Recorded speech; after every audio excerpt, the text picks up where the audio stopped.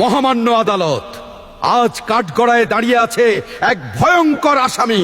তার নাম হলো প্রেম। এই প্রেম খাইতে দেয় না, ঘুমাতে দেয় না, কাজ করতে দেয় না। দিনে শুধু বলে মিস করছি, রাতে বলে অনলাইনে আছো তো।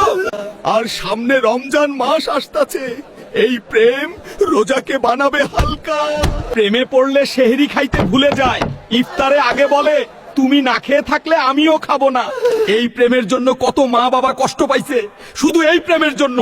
এই প্রেমের কঠিন বিচার চাই মহামান্য আদালত। হুজুর, আমি দোষী না, আমাকে বানাইছে ফেসবুক আর ফ্রি ডাটা। Order, order. সমস্ত সাক্ষ্য প্রমাণের ভিত্তিতে এই আদালত ঘোষণা করছে যে রমজান মাস পর্যন্ত প্রেমকে ডাটা প্যাকেট ছাড়া রাখা হবে।